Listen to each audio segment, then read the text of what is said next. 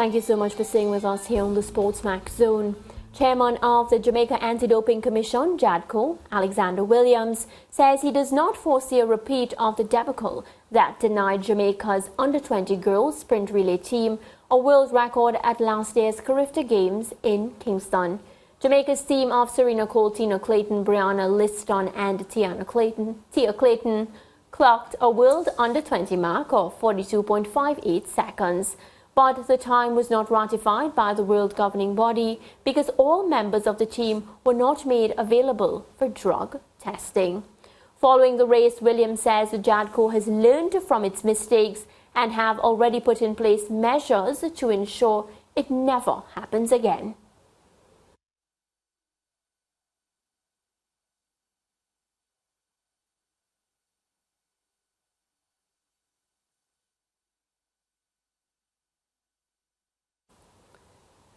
All right, we apologize for that audio issue. Of course, we'll rectify it and play the soundbite in a short bit. So, George, of course, major meetings today here in Jamaica, of course, all for the good of the sport. Yeah, some important people here. I'm happy, well, based on my information, I don't think anybody was sacked by JADCO for what happened, which was a national disgrace. Sometimes, I mean, we who are out of the fray, it's easy for us to call for people to be sacked. Perhaps it is that JADCO took the other approach of saying, you know what, let's train up these people and get them to the level where they can perform at the required standard. And I'm happy that that approach was taken, and I'm happy that Alexander Williams feels content enough, and confident enough rather, to declare that it will never happen again. If it happens again, we won't even need to ask for resignations at JADCO. They can just pack up and just leave, because it would be an immense, it would be a cock-up of immense proportions to do this again. It was very, very bad, but I'm happy that remedial measures have been taken and implemented, and that the gentleman is confident that we will never have that to grapple with again. Yeah, and of course we have that soundbite if anything ever happens where JADCO is concerned again, where he said that, you know, we can rest assured that things are fine. Now, the other president here in Jamaica, big moves, of course. Let's talk about the advantages of having someone like him visit Jamaica and just the future of Jamaica. Well, you know, when someone of that stature comes to your country, it's because they want to listen to you directly. Many countries, I'm sure, would have issues that they want sorted out, or even, well, it's going to be two things. So let me do one first. When you have issues sorting out, right, you want to make representation along the path of anti-doping to benefit the anti-doping infrastructure in your country. Then it is that when the WADA president comes, you have that direct link. You don't have to be depending on an email, a Zoom call where you can't read body language. And the fact is, if the WADA president finds it needful and necessary and beneficial to him and his organization to come to you to hear it, what it is that you want done, what it is you believe you can assist WADA to do, then that shows that you not only have the ear, but you have someone who's poised to give you assistance technically. The other thing is this, maybe sports politics is very intricate, it's very linked, it's interconnected. People don't know that when you have someone as important as this coming within your space, it gives you the chance to lobby for change at another stage that the WADA president also graced, so he can exert soft power on your behalf at the table of the IOC, maybe where world athletics is concerned, for some policy that you are pushing for. So a visit like this is beneficial in multiple ways, but what it does underscore is Jamaica's importance and significance at this time. And the WADA people coming here, led by the boss, it shows that, yeah, Jamaica, your favored partner right at this moment. Yeah, and of course, that's always good for a country that's known and loved for track and field. So it's some really, really good signs. I'm looking forward to hear some of the points discussed at this forum, you know, some of the positive advancements that will be happening. So I feel like it's taking so long for the meeting to end because I want to know, you know, what are we doing next? Yeah, those announcements will come. And as I said earlier when we heard news of the visit, I am certain that by the time the WADA boss leaves, that we'll be hearing some big big announcement coming out of the partnership. In fact, not even after he leaves. By the time he's about to leave, well, he leaves tonight, so that means we'll hear the big announcement in the days to come. There yeah, let's take the JADCO boss now. We have that soundbite for you. So the weaknesses that we identified in JADCO had to do primarily with knowledge and training, especially in competition knowledge and training.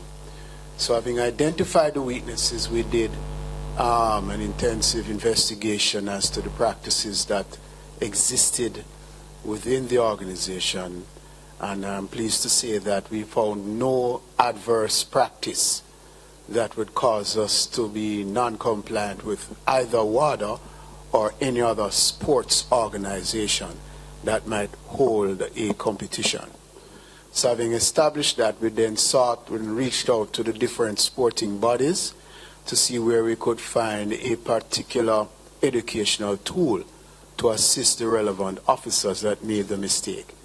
We identified it, we found it in Canada, Canadian Center for Ethics in Sports, and I'm pleased to say that the relevant officers attended, got certified, and were retrained and are now au fait with the particular rules and regulations. And I just might to add, President Banker, having attended the educational symposium in Sydney last year, one of the questions I asked was there a template or a guideline that WADA might have for in-competition testing? In other words, if there's to be a competition, do you 3 months outside of the competition start to put the amount of DCOs you need in place, get yourself au fait with the rules for the particular event organizer so that you know how you're going to build out the testing that took place? And what came out of that was that it really is, and here I'm going to sound like a lawyer, depends on the circumstances of the case. Different events calls for different types of planning and all of that.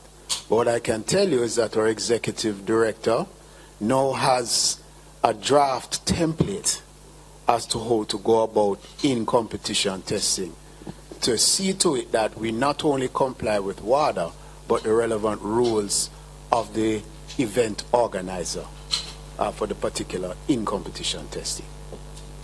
JADCO, since that incident, has garnered the trust of the Jamaica, the J3As, Athletics Administration, forget the abbreviation, Association.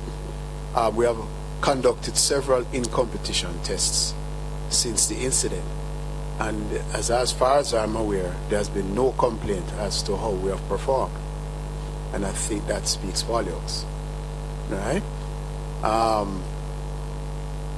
I can see no way, frankly, how an incident like that can take place again, given the checks and balances that have been put in place. And I would like to add that the J3s, they have expressed continued confidence in JADCO. And I think that's important. What more can we ask? All right, so the JADCO boss explaining to the WADA boss, being, of course, letting him know that things are okay. And I'm trying to talk to you, and I just remember the situation when it happened, and of course, the way it affected the entire Jamaican population. We had to sit here and interview the JADCO boss and whatnot. So he has, said everything he had to say about it will never happen again. And George, he said it to the WADA boss. Yeah. So just hope for the best. Yeah, good to see them all in one room and the communication clear. Fact is, the minister at the end said that the J3As, the Jamaica Administrative Athletics Association, has full confidence in JADCO. I mean, they have no choice. There's no other game in town but JADCO where anti-doping is concerned and the policing of same.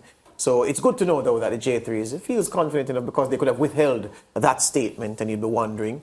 But good to. But why was it necessary to say that, to ensure that the WADA boss? Remember, the J3As, what the minister was keen to show, I'm interpreting, is that there is no discord between the body administrating athletics in Jamaica and the body in charge of the anti-doping functions that support the administration of athletics in the right manner. So she just said that those weren't wasted words. It's not because Minister Green didn't have anything to say. She was strategic in what she was saying. And I think it was clever of her to insert that part. Just in case people were wondering, just in case water was querying, yeah, all is good between the respective bodies. Yeah, I found that very strategic about her. All right, let's take a break and come back. We have interactive or fun segment coming right up.